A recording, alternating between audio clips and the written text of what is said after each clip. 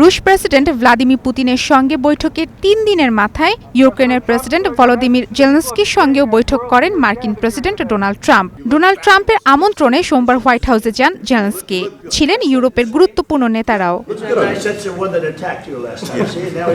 সকালে হোয়াইট হাউসে পৌঁছান জেলেনস্কি। তাকে ওভাল অফিসে স্বাগত জানান প্রেসিডেন্ট ট্রাম্প। মার্কিন প্রেসিডেন্টের এই উদ্যোগের উদ্দেশ্য ইউক্রেন যুদ্ধ বন্ধ করা। কিন্তু কতটা সফল হলো দুপক্ষের সঙ্গে ট্রাম্পের এই বৈঠক?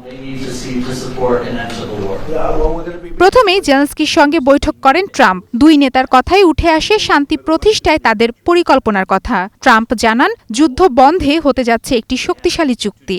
Important discussions as we work to end the killing and stop the war in Ukraine. We're all working for the same.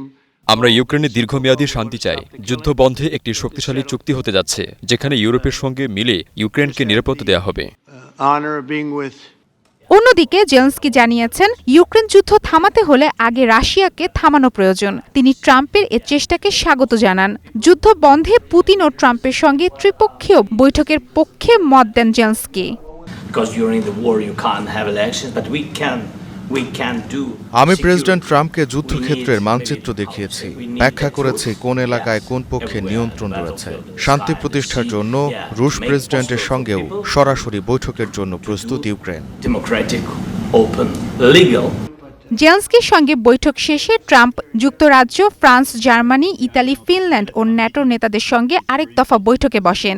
বৈঠকে ইউক্রেন ও ইউরোপের নিরাপত্তার নিশ্চয়তা এবং যুদ্ধবন্ধের কৌশল নিয়ে গুরুত্বপূর্ণ আলোচনা হয়। ন্যাটো মহাসচিব ট্রাম্পকে ধন্যবাদ জানিয়ে বলেন, অচলাবস্থা ভেঙে শান্তির পথে এগিয়েছেন মার্কিন প্রেসিডেন্ট।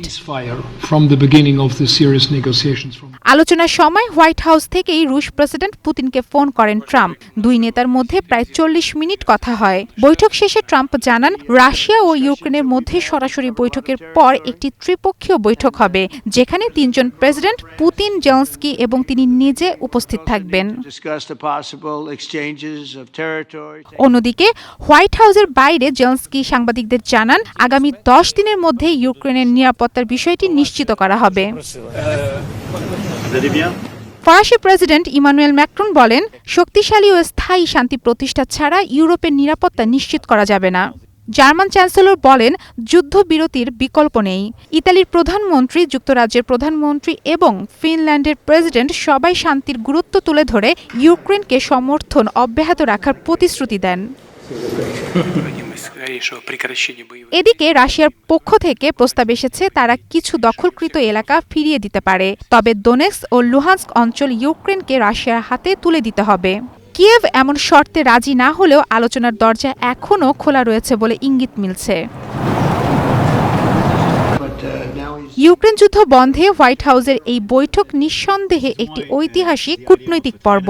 যুক্তরাষ্ট্র, ইউরোপ এবং রাশিয়ার মধ্যে সরাসরি যোগাযোগ ও আলোচনার মাধ্যমে একটি সম্ভাব্য শান্তির পথ তৈরি হচ্ছে, যদিও চূড়ান্ত চুক্তির পথে এখনও রয়েছে বহু বাধা।